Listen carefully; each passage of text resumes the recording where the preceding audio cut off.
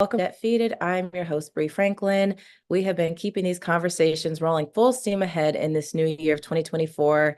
And I am so excited to be getting into another conversation that's going to really hit close to home, I envision, for a couple folks that are watching today. So as I have been learning and taking cues from some of our previous guests, I've realized that debt constraint is so much deeper than surface level and is so much more than just numbers on a piece of paper.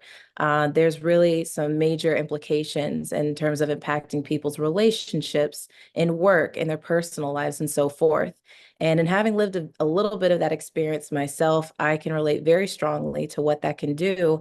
And so I'm very excited to be able to shine a brighter light on this specific nuance of debt constraint with today's episode, which is entitled Debt Feeding, Debt Induced Dependency. Say that 10 times fast.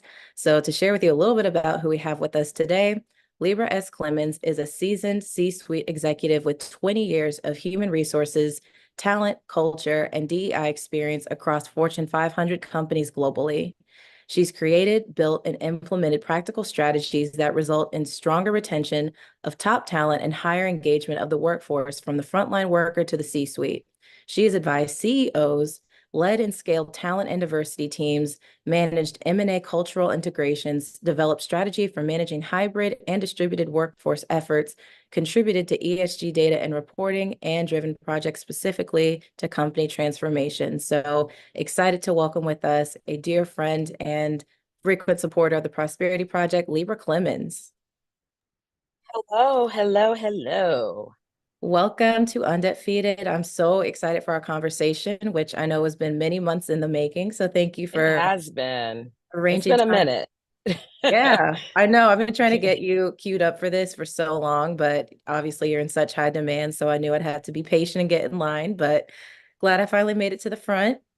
Yeah. I don't think it was high demand as much as calendars. You're just as busy with all the fantastic work that you're doing. So I'm just really glad we're able to have this conversation, especially at the top of the year, because I think it's just really important when people start to think about planning and budgets and life changes. So I think this is perfect timing. Agreed. Yes, I think new year, new us, and really sticking to that, not making it just a cliche. So if Yeah. you would, obviously, I know I just queued up the bio and like the professional polished version of how you spent, your career so far and all the amazing things you've accomplished. But from your own words, I'd love it if you just share a little bit about, your career through your eyes and especially in the debt constraint lens, like we talked about, and we'll go from there. Yeah, so I think what I will do is not do kind of a summary of my career life, but just talk about it in stages that Perfect. will also help tee up just a very thoughtful conversation about money, debt, um, and actually personal habits that I think are super important. So you know, grew up in a family that really did their best to try to provide for us because they didn't have that. And that's, I think, a lot of families raised at a certain era and a certain time, they just didn't want their kids to have to suffer. And so my parents really did almost a wonderful job, but sadly a disservice because anytime we wanted something, they did their best to try to provide it for us. And I just will say this in that we weren't asking, as a different generation, we didn't ask for things just to ask for things. We were very thoughtful and intentional about it. But I never thought about a checking, a savings, or thinking about a career path towards financial freedom. It was more about choose something that you love, follow your passion, and keep it going. I never associated that with having money or financial freedom, and also making money doesn't always mean financial freedom. And Sure. so the choices that I made, even graduating from college and choosing a career in politics, was driven just by my passion and things that I loved. And so I started to just make different decisions, and I enjoyed my life. I enjoyed fun things and going out and doing whatever, but I also was very, very intentional about staying on task in terms of my career and never ever asking very specific questions every time I get I got a job, I felt like, oh, this is great. I got the job that I wanted. I never even thought about how much money I was being paid. I thought about that. I was like, oh, does it cover my basic rent? Does it cover me going out to dinner with my friends in my 20s? Does it cover maybe a vacation? That's all I cared about. I Mm-hmm. didn't know that much about a 401k. I never was educated on that. I never took care of that. Like my parents, especially my dad, was kind of responsible for kind of giving us like, hey, this is what you do. It's kind of your 401k. But I didn't think anything else. But I just wanted a job. I wanted to have that job and I just wanted an opportunity to pursue my passion. And Mm-hmm. so shortly after that, I applied to graduate school and moved to New York and went to graduate school at Columbia. And this was my first time. And when I went to college, I didn't pay myself. My parents really helped out and they also helped to support what I needed to do. But it wasn't in a way that was over the top. It was just very basic. You got school books, fees, food, basics. But when I went to graduate school, things started to shift and change, to be honest. And I lived and worked in New York and was very, very committed to this life of public service. And in your mind, when you're thinking about working in public service or a nonprofit, you're thinking, this is what I'm called to do. This is what I want to do.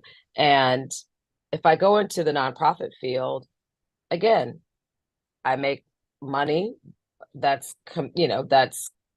comparable to what a nonprofit person makes. And you just live this life and just you're there to actually serve.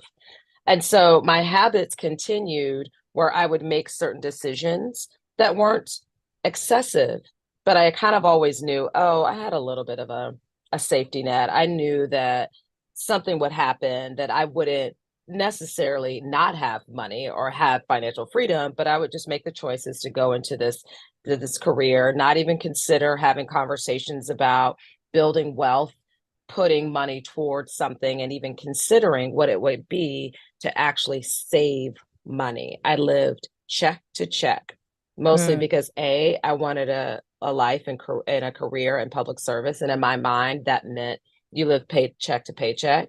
And B, I lived in New York. Everybody in my mind thought, I was like, oh, they live check to check. You go out to dinner, you buy some cute shoes, you go to, and you go to Yeah. work and you figure it Yeah. out. Fast forward to just moving out of public service and going into corporate America and working at a major corporation. This was fairly late and early in my 30s, where I did not know what to do with that money. I didn't. I made money for the first time. I didn't know. So what did I do? I just expanded my lifestyle. And so created habits to just keep going with what everybody else was doing. And again, never ever had a conversation about how much money I was saving. I thought money that I made, which was a lot, was money to spend. Mm-hmm. And I never ever thought that I was going to not have it. I just knew I had a bit of a safety net. Again, bad assumptions. But I also, every time I got another corporate job, I just was like, oh, this is great. I'm at another level. I'm able to do all the things I could never do when I was working in service or just saying as a public servant or just even in politics or the nonprofit field. Yeah. Um, and that was great for me until the market crashed in 2008 and 2009 and I lost my job. And this was, you lose your job here and there. I worked in New York during September 11th. We lost our jobs there at that time, but I also got another job afterwards. So I was fine. But this was the first time that I was an adult where I had to really take a moment and take a look at all the things that's happening in terms of the market, how it's impacting me, how it's impacting women, how it's impacting Black women, Yes. how every single choice that I made to not even consider what if was actually following me. And so I lost my job after 2008, 2009, and had I got a lump sum from my company and I actually relocated to Nicaragua. And I thought, oh, this will bring my costs down. Let me just move away while the market rebounds itself. And I did that. But I also realized that I did not have a backup. I did not have savings. And I sure as hell was not even close to fully understanding financial freedom. Yeah. So that's kind of different pockets. So here I am in my mid to late 30s and had nothing really. Mm-hmm. And so I remember it took about a year. I came back from Nicaragua, came back to New York, which is a very, very expensive city to be living, um, and took a job at a corporate communications firm and did okay. But I remember the first month of that job, I barely had any money, that I was eating crackers and a soup and bringing my lunch to work just so that I can build up my wealth. And so as I started to enter into this age of like understanding that, wow, you are really far behind at age 40, I got a financial advisor. I Mm-hmm. had nothing. And I remember that person sat down with me and was like, oh my God, you are so far late. You are so far behind. You've Oh done no. nothing. And so I had to rebuild everything. And it's when I got the job at Morgan Stanley and I was literally 40, around 40. Yeah, I was actually 40 years old. And I got the job at Morgan Stanley and I got the financial advisor and I had to start everything over, which was understanding my habits, shifting my relationship with money and debt and freedom and economic freedom, and fully being accountable and responsible to the choices that I was making in terms of my career, in terms of decisions that I made around my lifestyle, Mm-hmm. and also just basic things like you can only eat one meal out a day. If you eat breakfast out, you bring your lunch to work Yeah. and you have dinner at home. If you have a dinner if I'm going out to dinner, bring your lunch to work. And this is before there was, you weren't working from home.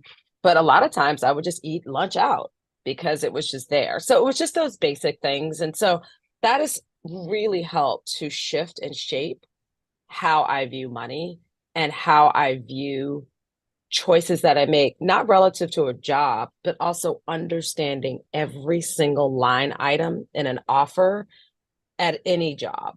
I understand my benefits. I understand every single dollar. I go line by every single thing that any employer gives to me. I want to understand. I negotiate and I try to fully be responsible and accountable to every single measure as it relates to my financial freedom, my health benefits, and my future going forward. Because the last thing I ever wanted to do was rebuild my wealth. And I'm 50 at age 40. So basically, where most people are starting at 22, I had Yeah. to restart everything at 40. So here I Mm. am now, a C-suite executive, and I made different choices now. I own something. I moved out of New York and I was living in California. I moved out of California to a state that most people are like, why are you living there? I don't have a state income tax because Right. I really need to understand how I'm going to contribute towards my retirement as we are living longer, as we are retiring later, and Yep. money isn't going as long as I thought it would. And so while I may not be living in the hippest place ever, I just did my taxes with my advisor. And let me tell you, he did a side by side comparison of what my taxes are now versus what my taxes would have been had I stayed in California. And let me tell you, it's game Mm. changing. So I know that was a long, long story, but it does give you a bits and pieces into not even my life, but choices and how it's impacted who I am and where I am now as it relates to debt. And that's what we're here for. I mean, I think you've covered such a range, like, because it's not just a black and white, like being in the positive versus the negative. There's a lot that's bundled into each decision and each pivot. And, I think you talked a lot. The theme that I kept picking out, I'm sure our audience would agree, is trying to make up for lost time, and like debt putting you in a position to where it's widening that gap and just an unnecessary impediment, right? Because a lot of people, unfortunately, have desensitized themselves and they just say it's a necessary evil, or they try to trivialize what debt will do to a person. And they're like, who cares? Just focus on the degree, blah, blah, blah. And I think you've just outlined a perfect use case for why people need to think about it critically. And especially young people who are listening, we try to do a lot to reach people that are out those earlier stages so that they can hear it and hopefully not just follow in our footsteps and making that same mistake. But I think it's safe to say that you've made up for that and then some, in terms of how you've been able to turn things around. And so, since you've hit a number of points, the family piece and the early influences and the conversations that were happening in the household, leading you through your career and just figuring it out as you went along, what, I guess, would you want to be your advice in action? Because I always want to make sure that people are leaving feeling inspired and motivated and that they can see from someone who's done it. Like, this is not just Right. theoretical. What would you specifically advise people as that one action bit? Yeah. I will say this. If I had to do it over again, I would have I would have gone to the same schools. I do believe that investing in your education is critical. I think it's what you do while you're there is the determining factor. Yeah. So people are like, I don't want to go to grad school. That's debt. That's fine. It's how you do it because you don't have to go to grad school. But if you're like spending 2 years hanging out, going to brunch with like lashes and nails and all the things that cost a lot of money, to me, net, and what do you get out of it? Nothing. Hmm. So I feel like you have to make a decision about your investment in yourself. And I think if I had to do it over again, I probably would do everything the same in terms of investing in Lybra. I've always invested in education. So that was something that my parents also did. Like that was a thing. That was a non-negotiable. And I still believe in that. Hmm. Because it's what you get out of it, but it's who you meet. And these people ultimately can help you to identify other opportunities to help you to continue to grow. So it is what you learn, but it's also who you are associated with while you are choosing those institutions. So I would not have changed that for the world. I wouldn't have changed my career paths and the jobs that I have. Even moving to Nicaragua was wild. But I rented my expensive apartment in New York so that I could save money and move to a country, learn a different language, run a nonprofit, and my costs were low. And it seemed crazy to do that in your 30s. It sounded, everyone's like, you going to Peace Corps? I was like, no, it was just a choice that I made. And that saved me a lot because there was no way I could have held on and working in New York in financial services during a major, major recession like that. It was huge. And so, however, let me tell you what I would have done differently. I would have put more energy into identifying a financial advisor as my when I had my first job. And there's so many of them. You can get them anywhere. You can find a financial advisor, Morgan Stanley, JP Morgan. I'm not repping any of them, but there are ones that are new and really trying to help build, and even the work that you're doing, for crying out loud, it's like you could find people to help you figure that out and map that out. I wish I had done that as soon as I graduated from college. That's the Mm, first thing. Number two, I wish that I had never even thought of or had this mentality that, oh, I'll make it back. You don't know that.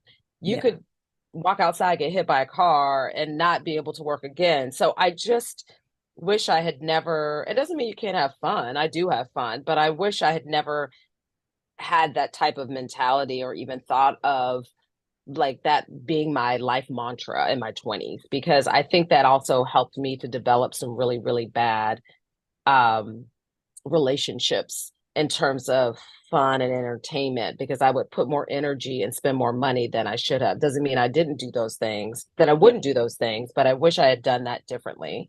Hmm. Um, I wish I had stuck with a budget. So, you know how people put together these New Year's, oh, they put together these New Year's resolutions or word of the year or word, whatever it is that Yeah. motivates you to start to shift your behaviors for the year 2024 vision boards. I wish I had done that with a budget so that I can understand not just I'm going to budget, but I'm also going to save. And I wish I had done that like and really went after that like I did looking for a husband, in my 20s and 30s. Like I never put that much energy into financial just literacy in general like I did trying to find a partner or a husband. And I think I wish I had done that with the same amount of energy and excitement and education. And Mm, so those are the things that I wish that I had done differently, so that I could feel a lot more secure at 50 versus I got to make up for lost time. Now I'm in a really good place because by the time I moved to California about 6 years ago and was really at the height of my career, I had already shifted my mind and mentality around what I wanted to do and how I wanted to achieve it. So I wish I had done that. I guess my motivation and I would say to inspiring people, and I said this to my cousin who is 25. Number one, we get so excited when we're chosen by a particular role or opportunity, and so we take anything. And I really, and people give you advice, oh, negotiate, negotiate. I don't think people understand what the negotiation is. They just think, oh, somebody offers you, I'm making up. Someone offers you $100,000, making it up. And in your mind, you read something online that said, oh my God, never take the first offer. So you want $108,000, but you never even know what that $108,000 really is. hmm And so I guess I want people to think about whatever you're negotiating, what is that and why? Why are you negotiating it? What is it that you need and what is it that you want? And so I'm hope and also benefits for any job, for anything that you're doing, what are they? Like not even health, dental, all of that adds up in terms of how you're going to take care of yourself going forward.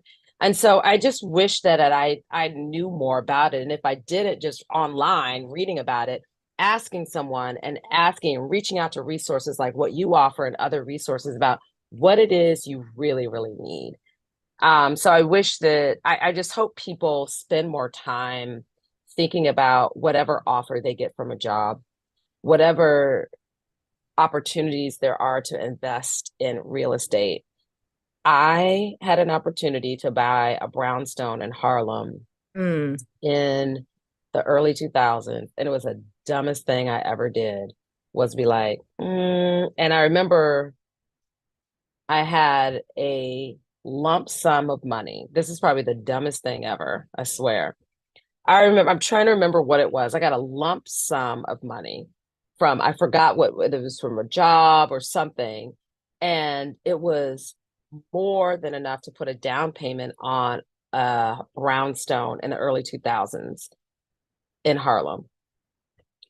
And I chose, because I was working at the nonprofit, to pad my income so I can go and hang out with my friends and travel here and do all the things that all my friends who were working at law firms and at these investment banks in New York when I was working at a nonprofit. I wanted to do all those things.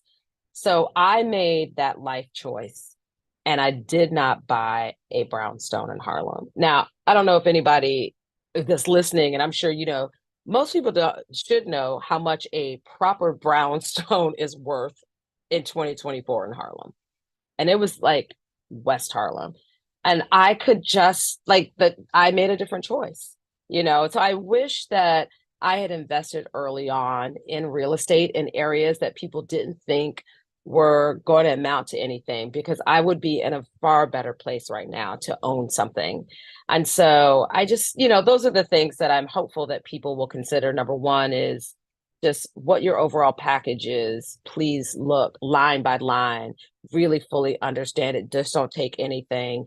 And two, if there's an opportunity to invest in something early on that is legit and sound, and it's that versus a trip to Saint Tropez will be there. You know what I mean?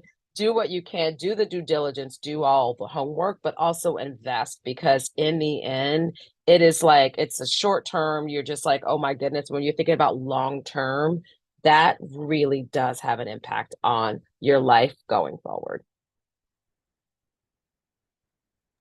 Wonderfully put. I think you are as great example as any for people to learn from and hopefully not have to, go through this the hard way.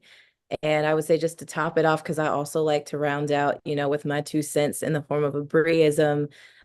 This is not my original thoughts, but paraphrasing what I read in, I believe it was Atomic Habits, which is a, basically your actions today are either a vote for or against who you want to be tomorrow. And I think your Yeah. story just lays that out perfectly, of either you can do it all and try to like be right now focused, or you can have a little bit more of a delayed gratification spirit and know that you're sacrificing so that tomorrow you can live large and have it all, quote unquote, but maybe not as early as you would like for it to. So I've just been so in awe, like listening to you share your story and jogging my memory on why it was I thought that this would be such a great episode for us to put out, as part of our show, and just layering in this perspective to the collective conversation. So I Hmm. know we could have an extended TED talk on this, but Yeah, like, totally. I will say this. This is interesting. So currently I live in Sarasota, Florida.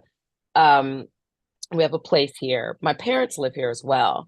Sarasota is what is a beautiful community.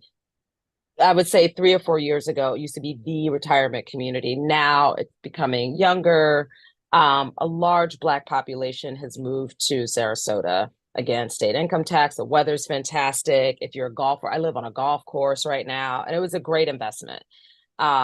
We bought the condo in 2021. And this isn't where I'm going to live permanently, but it is an investment as part of, like I said, starting over later in life. I missed out on the brownstone. I could be living very large and sold that, but okay. But I had to really reel it back in and be very, very thoughtful and intentional about what I'm doing now. mhm, But the reason why I'm telling you this story is because what I am is surrounded by a number of Black professionals from everywhere that have moved to Sarasota. And while I'm still fairly young, like I'm turning 51, there are people here that I've met in circles who are in their 60s who did all the right things that I didn't do, which was save and invest. And so mhm. there are so many people that are living here that have the most amazing lives ever. Like to me, in my mind, at a age where I know I'm still going to have to make up for all that lost time.